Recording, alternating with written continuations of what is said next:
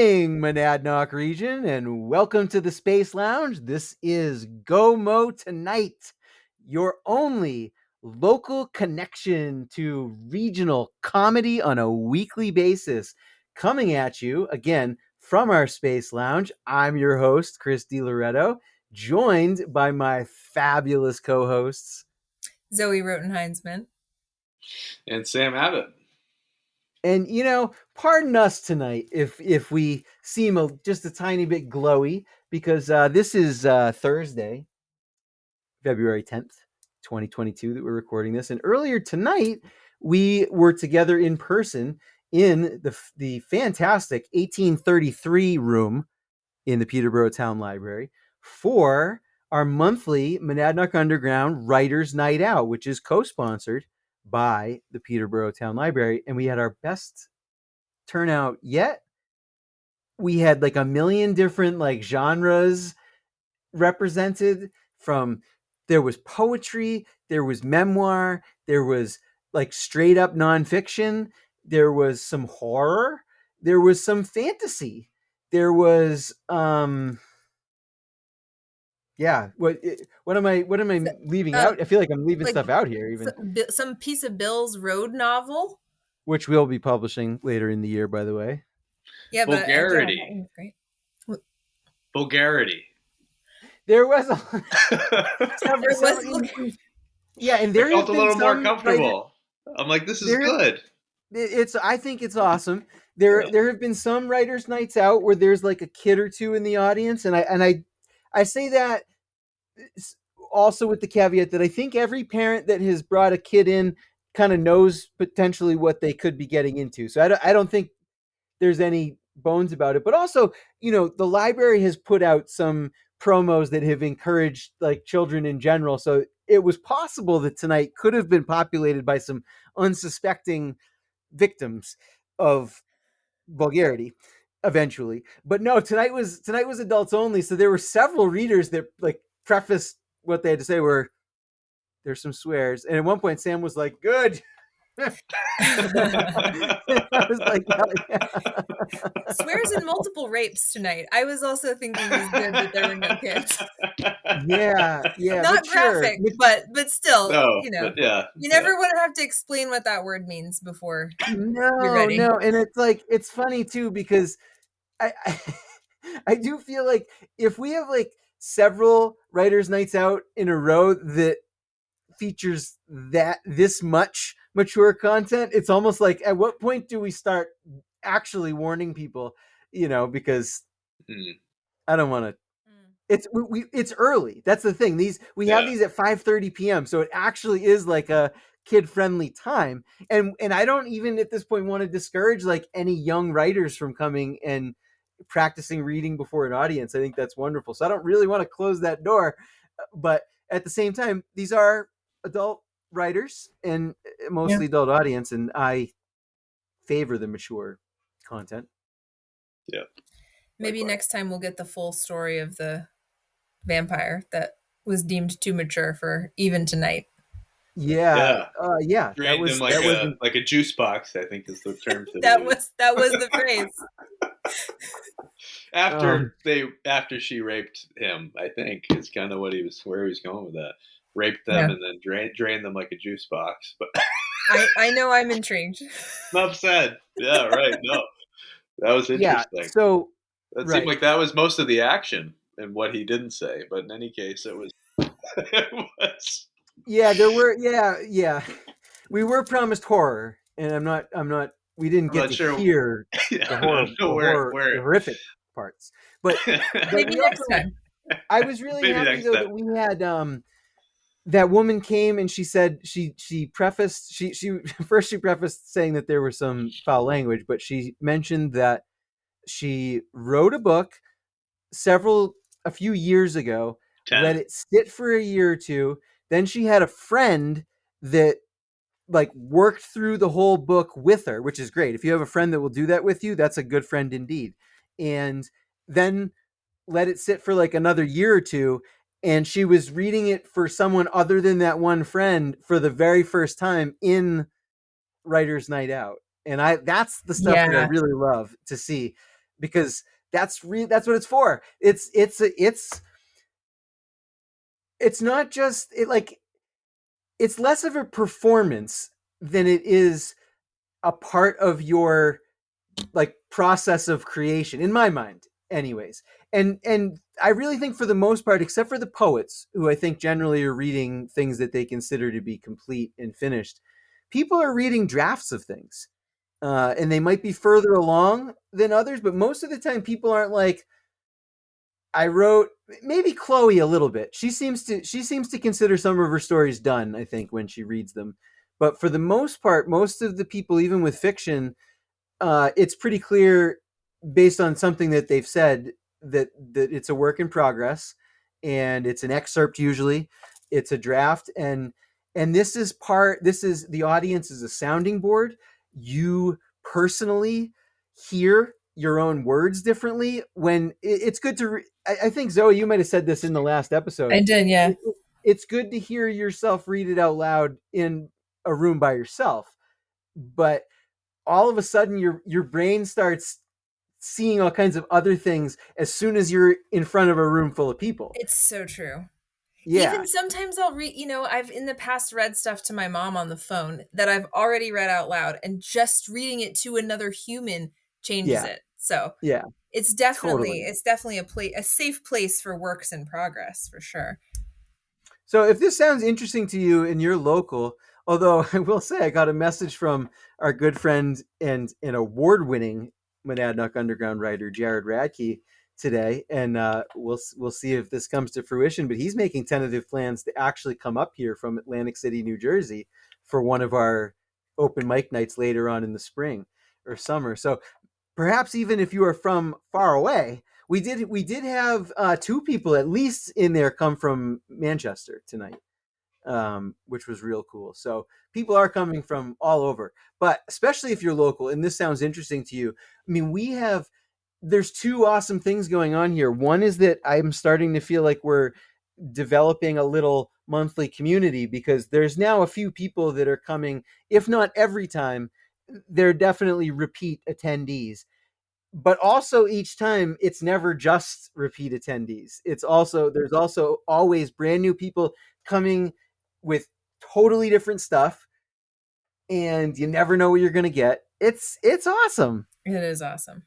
We're going to up the ambiance next month, and I will definitely remember tea next month. One person named Sam did show up, wondering where the tea was. I didn't have it. I lied. Really good promise tea. I did. Yep. I failed. And Corinne keeps, because the lights there's actually a lot of lights in there, and they're really bright, and they're very complex to control. But they're also all dimmable. And Corinne keeps reminding us of this, and that she's right, that we should set the mood a little bit better by, obviously it can't be too dim that you can't read from your paper, but it doesn't have to be like business hours lights, which is what fancy podium certainly has its own light, right? Has a light up there. I bet it does. Yeah. There's no light on the podium itself, but there are front corner. There are front only corner lights. Okay. Yeah. Anyway, March 10th, 5:30. Yeah. It's going to be another good time. I'm very pleased that we are finally able to do this, and very grateful to the library for co-hosting these events. It's awesome. Yeah. It's only $10. Yeah, that's right. And as we said last time, their terms are reasonable and their people are good. Over at the Peterborough Town Library. Two quick library related corrections. One, the open mic nights are free, in case you didn't know that was a joke. I don't want to mislead people. There. Oh yeah. Not $10. Free coffee, free reading. Yeah. All and free. The other is there was a press release in the paper that came out today, the paper of the 10th, from another writers group unaffiliated with us, hosting another library, not library sponsored event at the library, which they also did not specify in their press release, despite such reasonable the only ones terms. We're the ones who follow the terms. People are going to remember that. But they also had a serious error, and so I'm just going to, on their behalf, speaking for all the writers in the region, I'll issue this correction. There is no vaccine requirement to enter the Peterborough Town Library, so you're welcome to enter. Yeah, and I don't know where that idea comes from, and it's like I tried to dig around into it a little bit, and like I'm catching whiffs that like people are trying to get this to be an official rule potentially through the trustees, and like I don't know. I mean, I just want to say we've touched on this subject in different contexts a few times, but in the state of New Hampshire, towns are not actually like corporate bodies of their own. They're basically subsidiaries of the state. They're little subdivisions of the state of New Hampshire.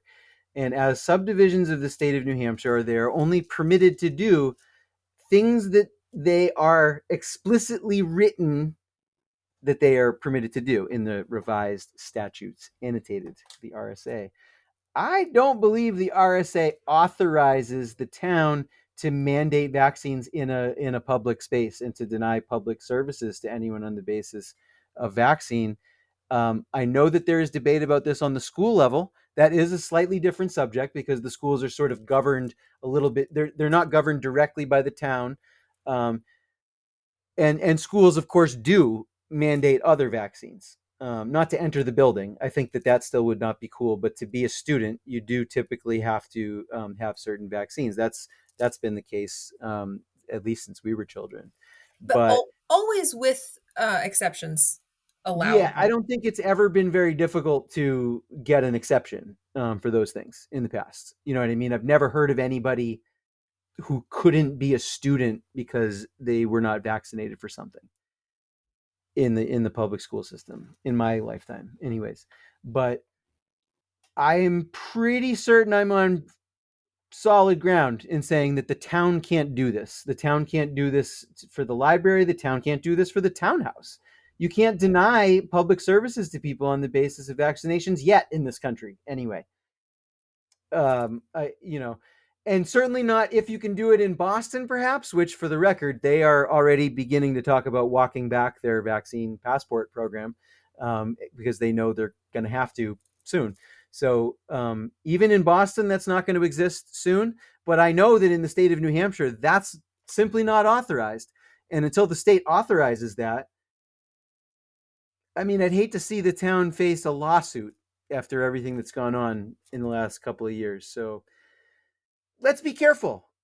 Let's be careful is all. But so anybody who saw that potentially in the paper and thought that perhaps whatever your status might be, that you might not be able to go to the library, just know that isn't the case. So important correction that most likely no one else will actually make. That's what Go Monadnock is here to do. Fill in the gaps. So all of that being said, top story this week in the Monadnock region. A little bit of consternation here. Now, obviously, I don't, I got my, we all know, everybody, go ahead. I know what you're thinking. Obviously, I got my little narcissistic tendencies or whatever. And obviously, I'm going to take this a little bit personally myself, even though Superintendent Saunders of the Conval School District likely has no idea who I am. However, I've been a critic of Superintendent Saunders in the past. I really didn't like her budget proposal last year and the philosophy that seemed to be behind it on school spending and like what direction we should be going in. Not a fan at all. Was fairly vocal about that. However, when it came to the subject of the roving gangs in Conval and all of the rumors going around that the school was tolerating this, was allowing the gangs to run free, etc. I said 2 episodes ago I doubted that was the case. In the span between that episode and last week's, the superintendent released an official statement that was detailed, comprehensive, addressed all of the concerns, and as I suspected, clarified that nobody was tolerating anything, any violence, any weapons. None of that was being allowed to go on, because of course it isn't. And so I took her side. I said, great. It's a great statement. I don't love Superintendent Saunders, but I think that was great. And it just basically immediately after I stuck my, this is why I don't stick my neck out for people a lot of the time, and a lot of times, man, this has been happening to me since I was in college, right? But I will judge someone, and then like I'll judge them quick, like when, early on or based on one offense or something like that. And then other people will say that I'm being too judgy or I'm being unfair and that person's not actually that bad. And at some point I'll start to believe it, and I'll be like, I am a dick. Like maybe I was being too hard on that person, etc. And then more time goes by and I was like, no way, I was totally right. I've seen this happen more than once. Every goddamn time. And this time, it turns out Superintendent Saunders is quite likely to be jumping ship for apparently the greener pastures of Portsmouth.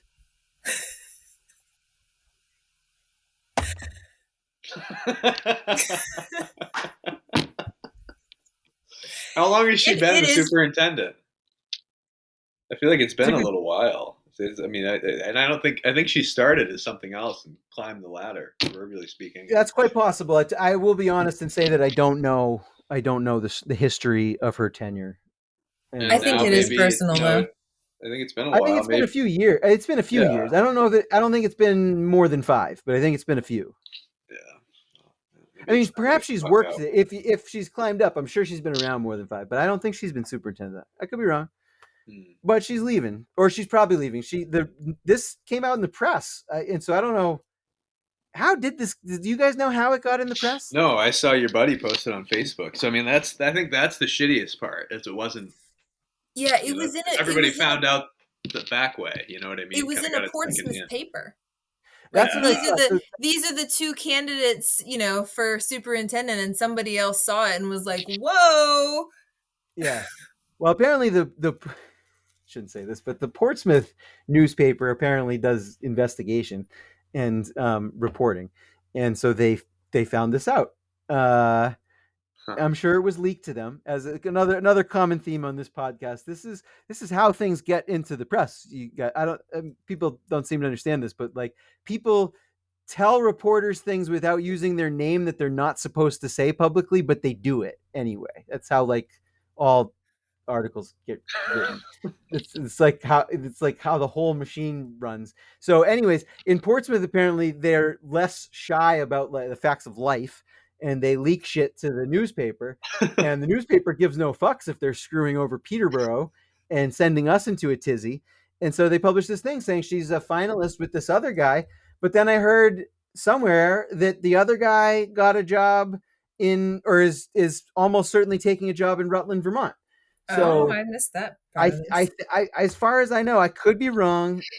I'm saying that. Don't fucking sue me for getting the story wrong here.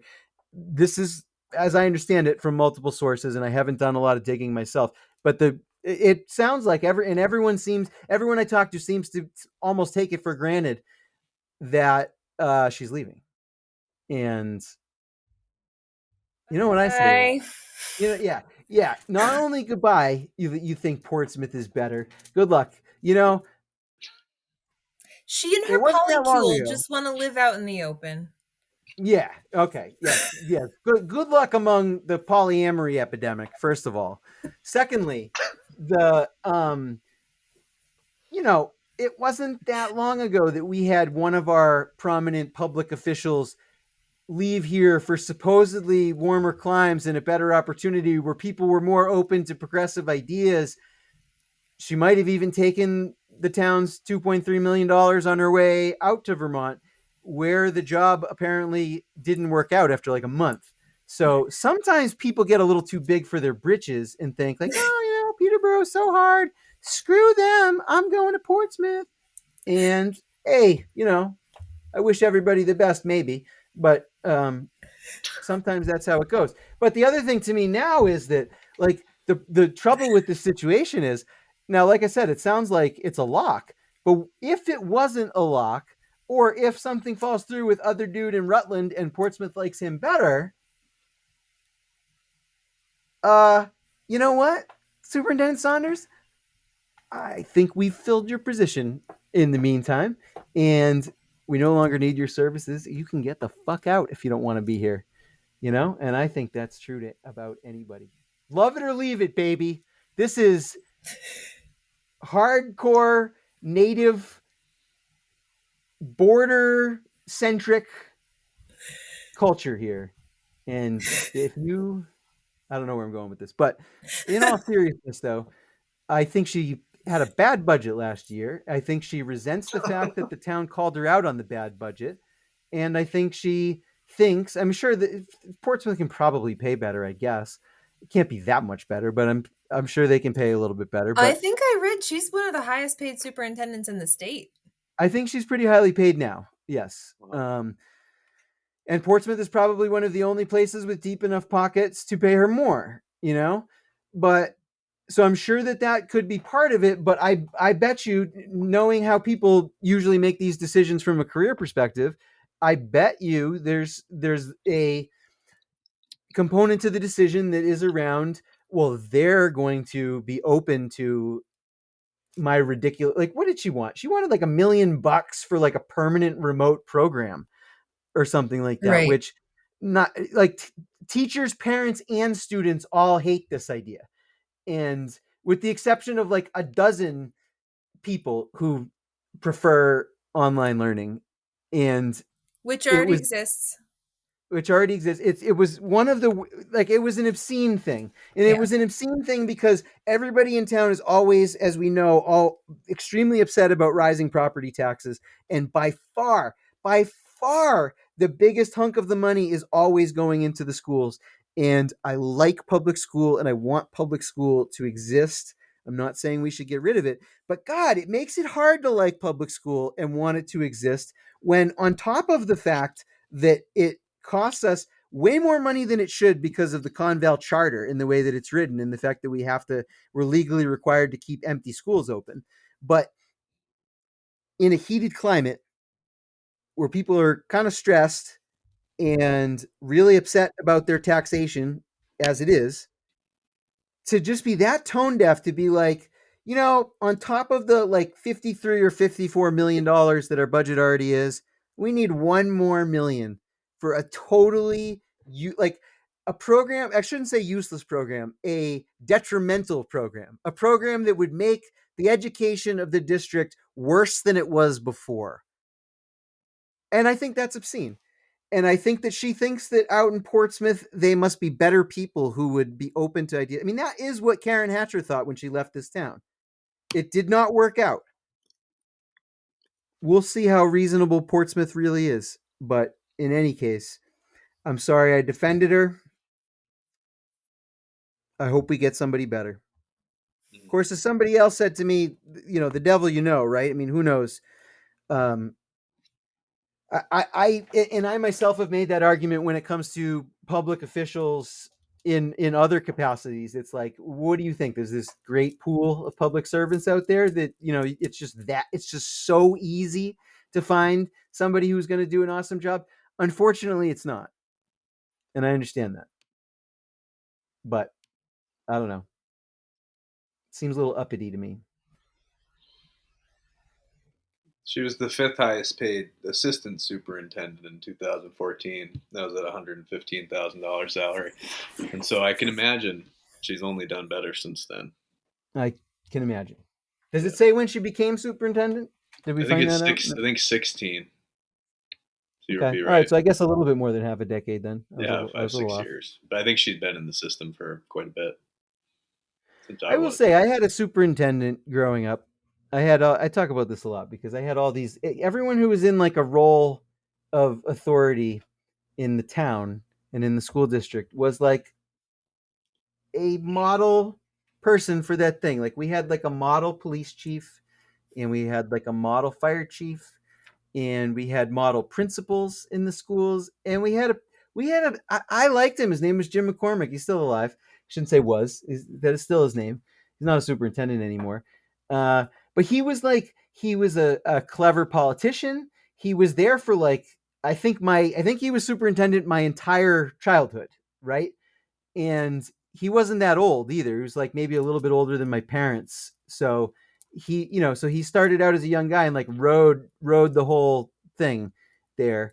And he was a smart guy, and he punched above his weight. And I think he delivered for the school district consistently and always. And that's why he had such a long tenure. He did have a little bit of a scandal after he left, unfortunately. He became some sort of consultant, and I don't know what happened with the case, and I don't want to besmirch his good name, but there were charges. So it wasn't a rumor of some mishandling of funds potentially, but never anything while he was in my picture perfect town being a picture perfect superintendent. So I do have high standards for. I know all of society has declined, but I still expect a lot. We don't get anywhere by expecting less, I don't think.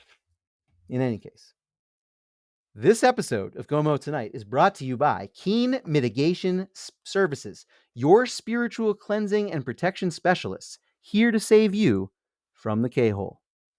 Maybe you work or, heaven forbid, live in Keene. Maybe someone that you love does. Maybe it's even just a concern about riding through its borders. It may be the place where good souls go to die, but your soul doesn't have to be one of them. That's where KEENE Mitigation Services comes in.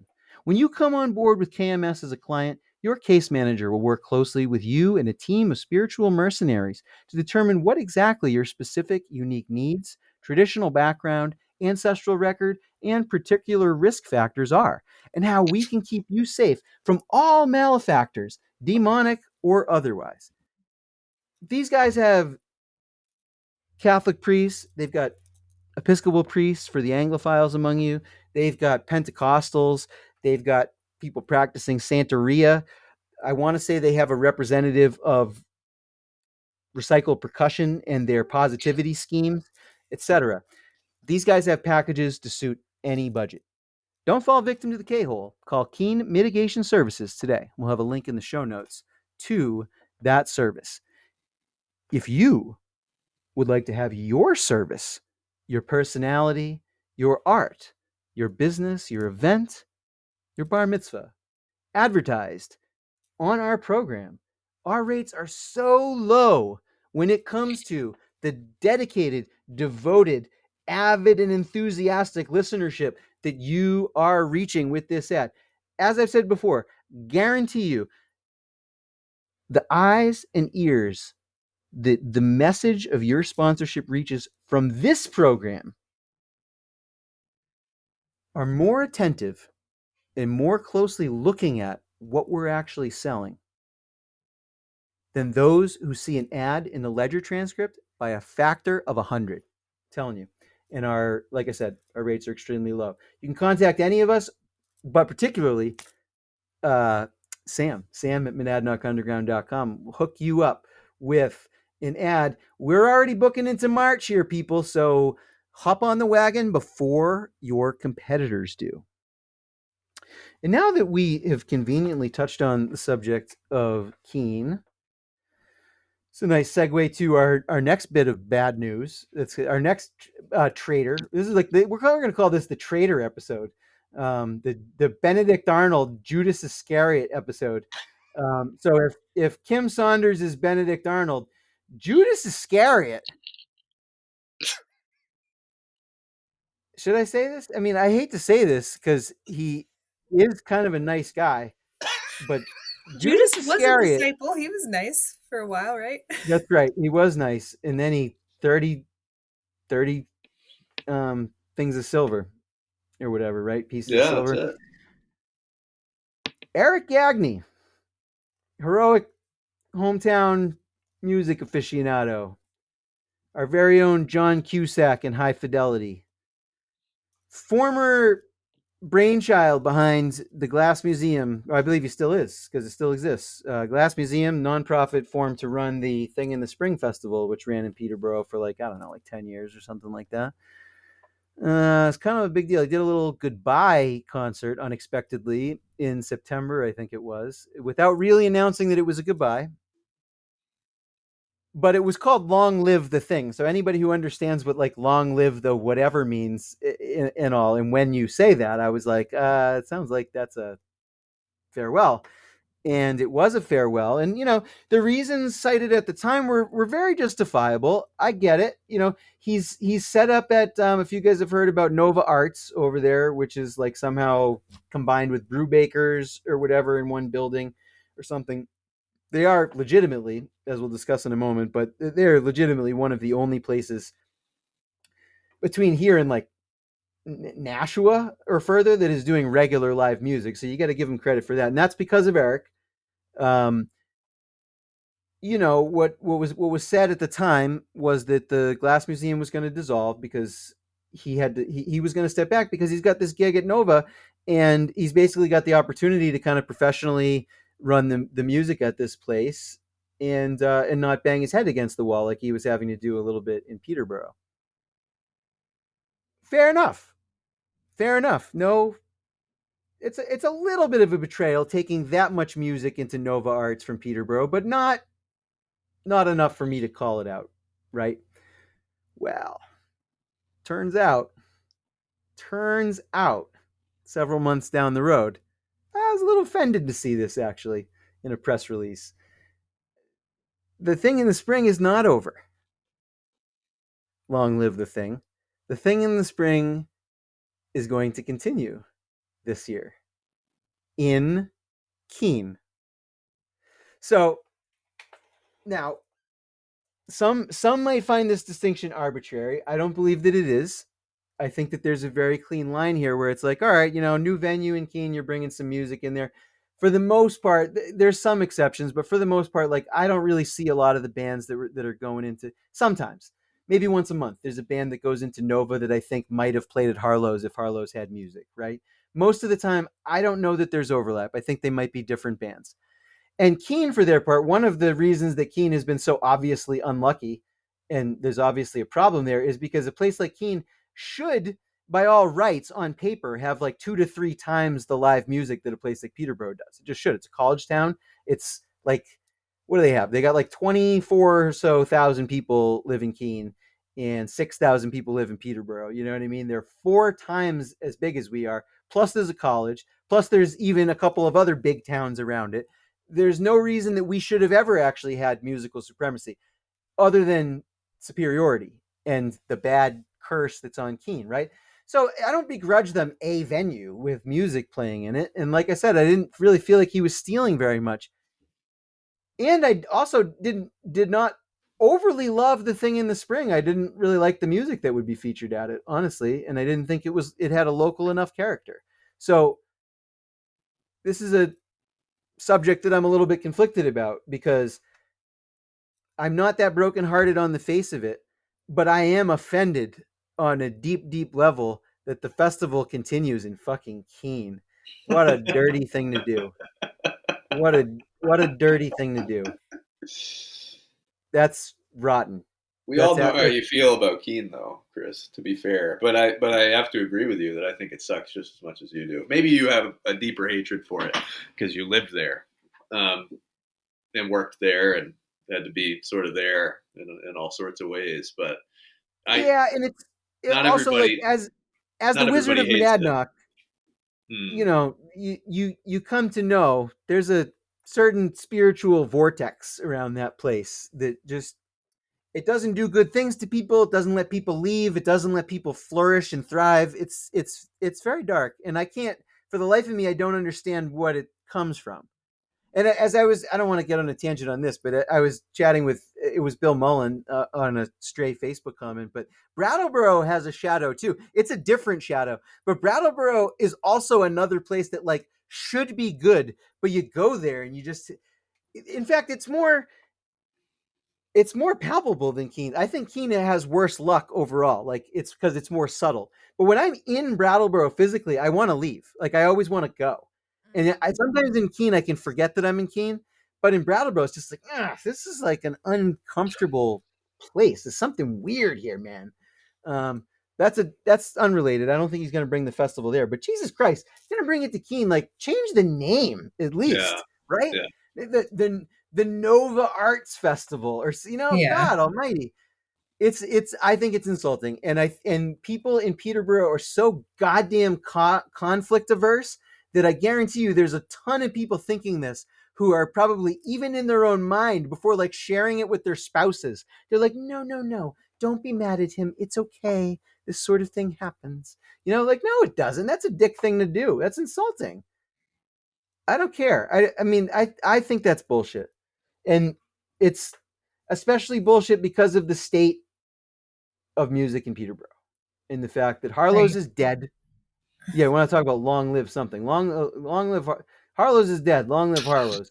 There's no music in there. I hear a million rumors that all add up to basically no music's going in there anytime soon, if ever, maybe never, right? This And is the it's thing. and like that's a weirdly controversial thing to say. Like you can't even say that. And it's Yeah, like people. There hasn't been a musical note played in there in like over 2 years, and people are like in disbelief that it's not happening. Like just in their minds, it's. I mean, they had live music 4 to 6 nights a week, every goddamn week, and it was phenomenal. And I applaud the run. That was kind of what made.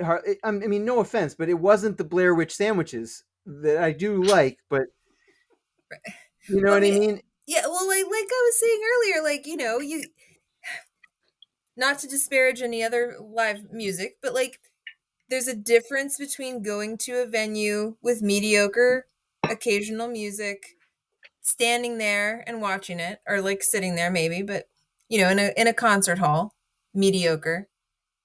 Going to Harlow's for the food alone, mediocre.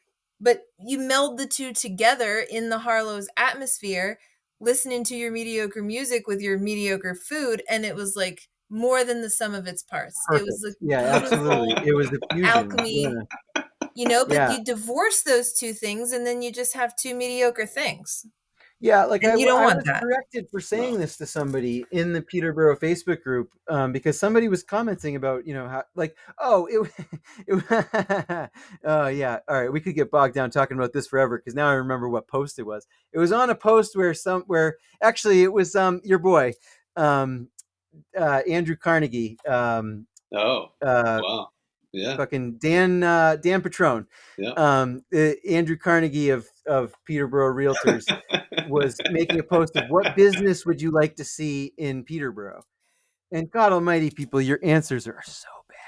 But anyways, That was funny. they're all bad. The answers on that post were bad in every possible way that you could think that they could be bad. But one really, really good answer from Bob Bolt was a jazz club.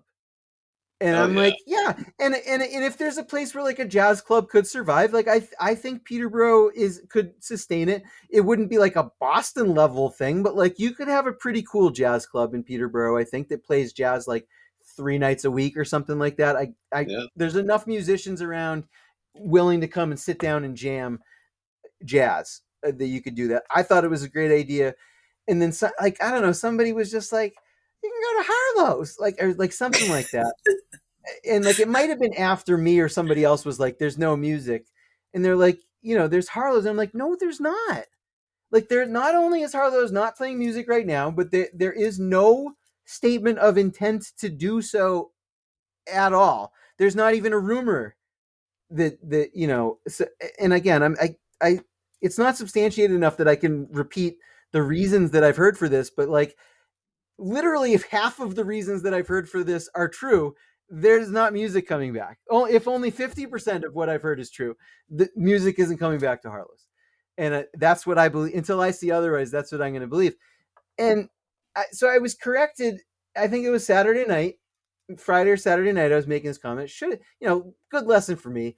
I mean, I'm in trouble mentally if I'm scrolling Facebook on a Saturday night. It means I'm not disciplined. I'm not. I shouldn't be on Facebook on a Saturday night, anyways. So this did call me out on that unintentionally, I think. But the comment was, there's a blues performance at the Peterborough Townhouse from the Peterborough Concert Series going on right now. And I really do, sincerely. And, yes, sometimes it is mediocre. I'm not a big fan of I shouldn't say I'm not a big fan of cover bands because I've gone to see Space Force, I've gone to see Winterland. These are Pink Floyd and Grateful Dead cover bands, Space Force respectively. show at the Townhouse like 2 years ago, anniversary, and that was a Yeah, it great. just That was a happened. great night. That was That great. was a great. It was a phenomenal show and a great night. So I know it's.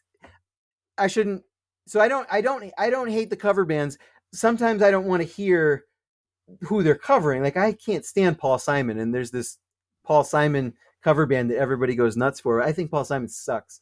My bow tie is really a camera. Like, fuck you, dude. I don't know. I can't stand that guy. Um, but he's got a couple good songs. I'll give him that. But like, I don't know. Lots of people do. Anyways, though, so I'm not trying to discount Peterborough Concert Series. I think it was a benefit to the town when it came there, and I'm glad that it exists. And I will continue to go to shows of it. But as Zoe pointed out, though, it's a different proposition. You're paying, and I don't. Again, it's not necessarily about the money for me, but you're paying $25 or $30 to go to a ballroom where you're going to stand. Probably, I think the Pink Floyd show had seats, so maybe some of the shows have seats. Um, I'm old and I get sick of standing now, so it's I want there to be at least some chairs. But some shows, I guess, they do have seats. But it's in the townhouse, and that's all there is, though, right? It's you're going to a show, and that's fine. Sometimes you want to do that. In fact, a lot of times I want to do that. But that is a little bit different than going to an establishment where there's live music, and especially for like a date night or something like that. I mean, Kelly and I used to do that on Friday night, Harlow's nights on purpose because, yeah, like we could go and get a little food, get a little buzz on, hear whatever great band, because it was always somebody good for $8 on a Friday night. Always somebody good. Somebody who damn well might have been literally playing at the Paradise in Boston the next day was at Harlow's on Friday night, and it was fucking awesome. But I really, like I said, there's going to a show, but there's also a thing that I like where I'm sitting at a table. Again, maybe I'm on a date, maybe I'm on a double date. I got some friends over here. We're sitting at a table. It's like the Copacabana and like Goodfellas, if you've ever seen that, and you got food and you got drink, and it's okay to converse a little bit, like as long as you're not disruptive, but the band is playing and it's social and it's fun, and it's a mix of all of these things. It's not just standing there for the show. And I really think that's different. And of course, the frequency thing is a huge difference too. It is one thing to have 2 shows in the townhouse a month, which again, I'm glad. I'm not trying to sound ungrateful. I love that is real. But that is not the same as having Celtic Tuesday, Open Mic Wednesday, Bluegrass Thursday, Kick-Ass Band Friday, and maybe something bonus on Saturday and or Sunday. That's just it just doesn't scratch remotely the same itch. It's you could be casual about Harlow's and see live music. You could decide, at the last minute, you could not pay attention at all. You could just not give a shit who's there and show up. It's a different proposition. It's not the same thing. And yeah, so I mean, music isn't here the way that it was, and it's very disheartening to me.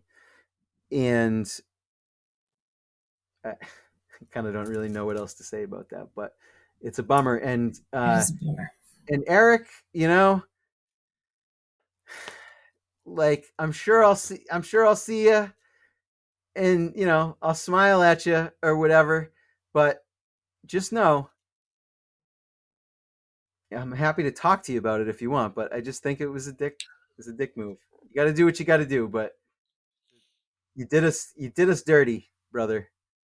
Taking that to KEENE of all places. And it's not I don't know. Unless you employ someone like KEENE Mitigation Services, I don't know that it's a good recipe for prosperity either. Personally. Maybe the demon like got to him, and that's the whole reason that he did this. That sort of thing happens. I've seen it before. Just throwing that out there. Can it be exorcised, or is he a lost cause? That's what they do. Eric, there's hope for you. There's hope for you yet. Links in the show You guys notes. remember? You know who I sounded like in my own mind just then is surely like if only many years ago you guys have seen Almost Famous. Yeah. Never saw it. Oh, you never saw Almost Famous? Oh No. my God. Well, I was just. Do you remember that scene when Frances McDormand, the mom, is talking to Russell, the rock star, on the phone, and she like just like lays into him and like gives him a little lecture, and she ends it with something like that, like, "I know there's hope for you, Russell." Like that's how I feel. Eric has definitely seen that movie, so if he sees this, he knows what the reference is. I'm Frances McDormand right now, and I'm telling you, I have hope for you, but you got to change your ways.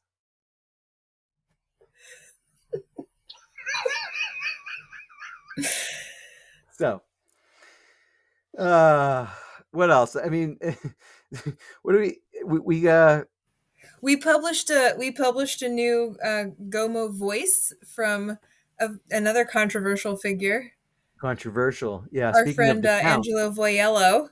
He's causing some waves this yeah, week. some jerk accused him of having a pseudonym and not being a real person.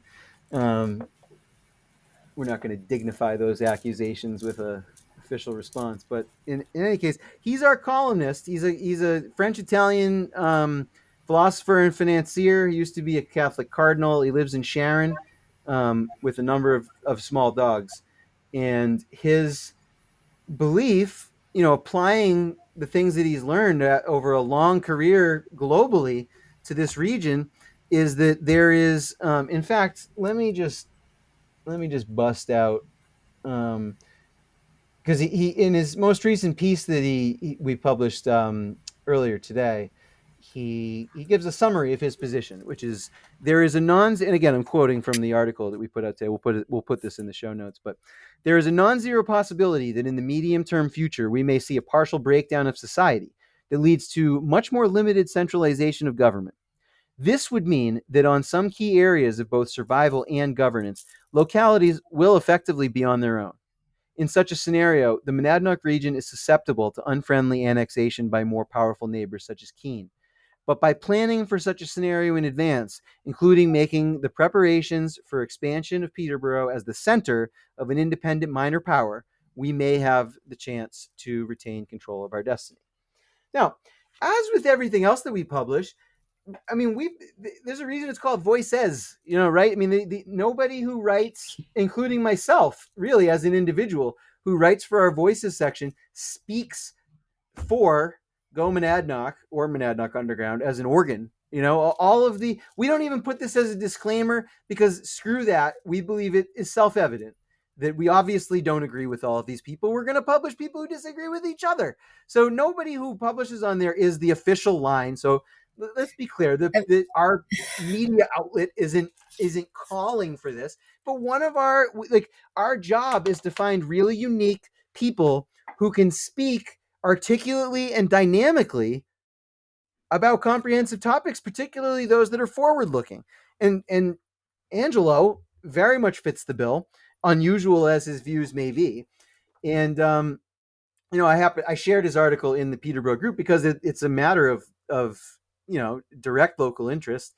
And boy, people are all kinds of reactions to the post. You guys got a favorite favorite I reaction like the to guy Angelo? that after everybody said everything that they said, I like the guy who was like, I thought it was an interesting article. Yeah. or I thought it was a good read, something like Yeah, that. that was a good read. That Yep. was hilarious. I'm glad there's definitely a couple of people who appreciated it. A lot of people Yeah. found a lot of problems with it. We got an But UG yes, we got an UG. gag. Yes. or gag. That's what I meant. Gag. We That's got what a it was. gag. Yeah. Yeah. Better than Yeah, UG, really. that was self-deprecating too, because that was Sharon, the chair of our zoning board, who said, and I don't actually have it in front of me, but her comment was basically saying, like, I actually thought it was really funny. She said that the surrounding towns don't want to be associated with our name to begin with. Never mind being like under our feudal control. Which I don't know. I think that they regard us a little bit better than that, but maybe I'm wrong. Temple doesn't. I know there's towns that don't. Temple and Yeah. Greenfield, I've been told, do not like us. I didn't know that about Greenfield. My favorite comment was the one about the Navy, though. I don't have it open, but oh yeah, that was Steve is it Lipovsky, famous is it good? basketball photographer. Yes. Oh, The that's right. Godfather, who we thought might have to settle the calendar wars if Jeff Settles hadn't just like won that handily on his own. Steve was going to have to step in and like broker a truce. Didn't happen that way. But yeah, Steve was saying like we need a Peterborough Air Force, and with superior air power, we would be able to dominate Keene, and everyone else would then fall in line. If you want to think along the lines of our friend Voyello, Lipovsky's got exactly the right idea. That's the kind of discussion that is being encouraged here. So if we just annex New Boston, get their Air Force base. Nice. Simple. Space Force. Yeah. Yeah, they don't have any planes. Is it Space Force now? Yeah, it's a Space Force base, and they never had any planes. So like you can't yeah, it's a facility. Like it's like a it's like not really it's a like base.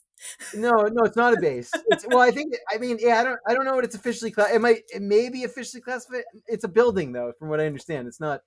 Oh, I thought there was like all kinds of stuff like secret in the woods back there. I just had like wild imaginings. I think we were speculating though. I don't know if that's actually true. Oh, were we speculating? I feel like that's been in my head forever. I think we did it on the show.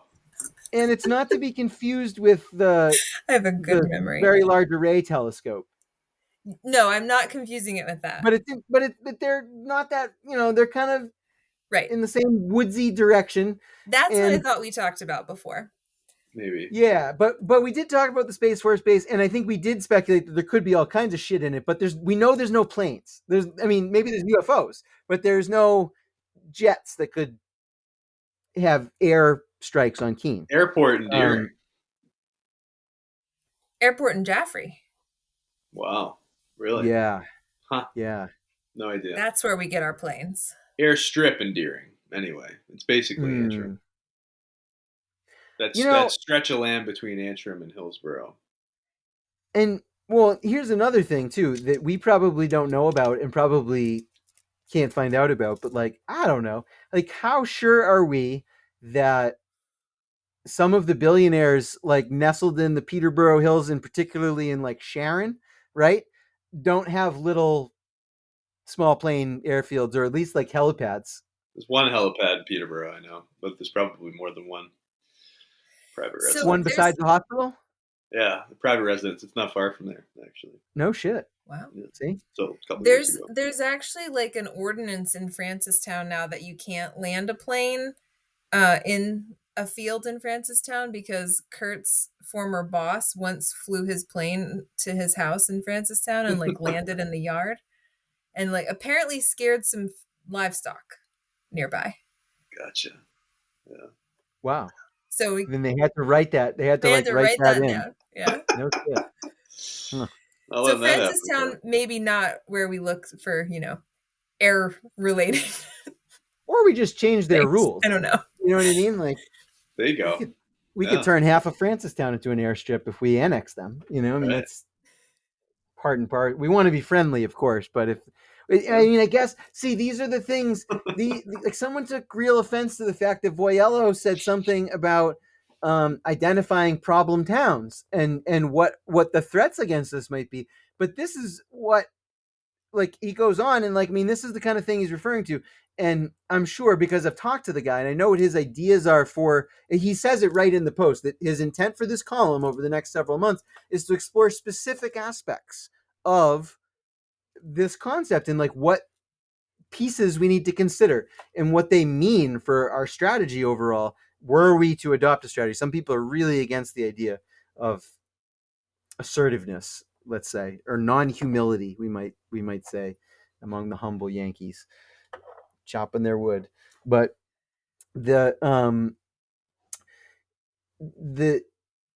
if whether or not a town is cooperative in terms of our advances may well determine how the town is used after they fall, right? So if like Francistown was, say, to be a willing participant in this plan, I think they're much less likely to have an airstrip, right? If they're resistant, we may relocate people and raise new fields for airplanes as a way to set an example.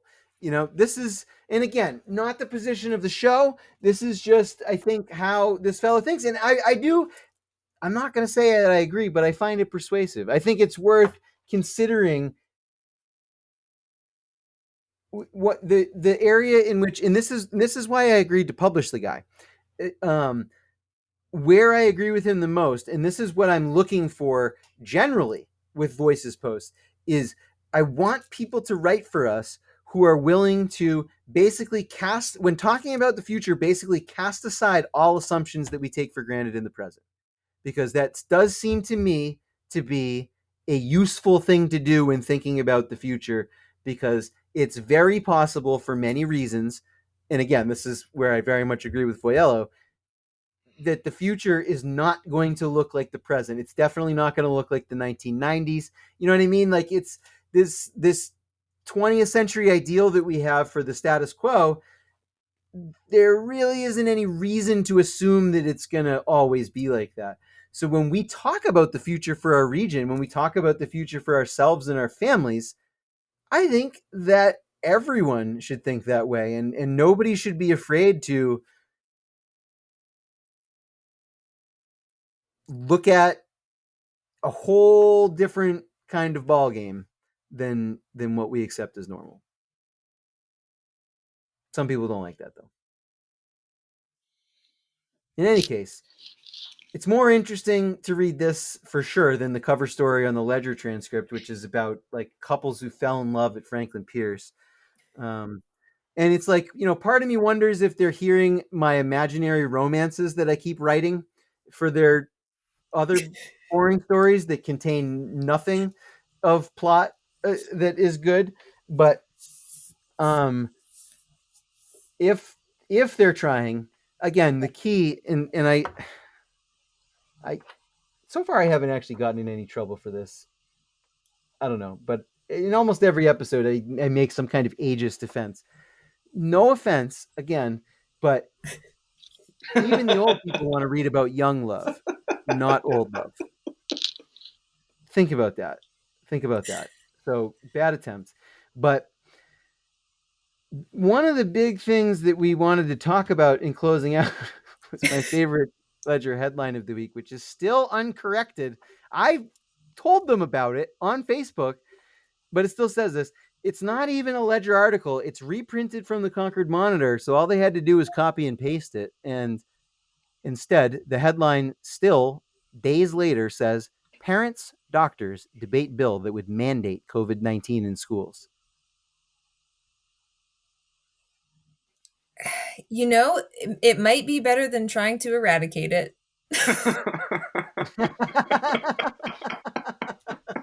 It probably would work better. Yes, indeed. But yeah, there are, as evil as people around here often make the Republicans in Concord out to be, there are none of them mandating that all of our children get a disease so far. There are the real story is that there are actually dueling bills. There's a new bill filed by the Democrats to mandate COVID-19 vaccines in schools that is there to combat a Republican bill to mandate no COVID vaccine, or to ban mandates of COVID vaccines. Which the again, disease itself still resistant to law. Yes, still optional. Still an optional disease. Still an elective. It really just boils down to how moral you are as far as whether you get it. We have a couple of friends. Unfortunately, God bless them. They had COVID at Christmas, and now they have COVID again. And I love them, but like God, they must be immoral. It's the only To have gotten it twice in like 6 weeks, like they vengeance from Jehovah. Yeah, right. It's all about how pure you are. They must have spent too much time in KEENE during those weeks. I don't. Maybe even Brattleboro. Yeah. Lesson learned, I hope. Hopefully they weren't going to Nova Arts. In any case, I think we've made enough people angry for this week. Called enough people out for enough things. And that, my friends, is going to do it for this week's episode of GOMO tonight. We want to thank you a great deal for joining us here in the Space Lounge. Check out all the links in the show notes. There's a lot of stuff going on. Check out our writing workshops that we have coming up. We want to thank our sponsor, KEENE Mitigation Services, for sponsoring our program. And as always, we want to issue a huge shout out to Sound Lord Chad Patterson, who produces expertly and in zero time and often with no warning these episodes to an incredible degree of sound quality that is always getting better. And he has a studio117.net, not .com, where you can go for any kind of mixing, sound recording. The dude can do anything. And like I said, he's picking up new pieces of equipment all the time. And he's even picking up new hobbies. He's got a new band called Down by 10. Down by 10 is a cover band that can play all the best dad rock and kid rock for any event that you can imagine. They are available at very reasonable rates, and they are for hire. We will put the link to their Facebook page where you can contact them in the show notes. But Chad is truly a wonderful soul. He helps us out. We love him, and he is a master of both sound editing and the guitar, and he will rock your socks off. So talk to Chad, talk to us about any of the things that are under our purview. Don't go to KEENE. And until we meet you again next time, please, by all means, take good advice.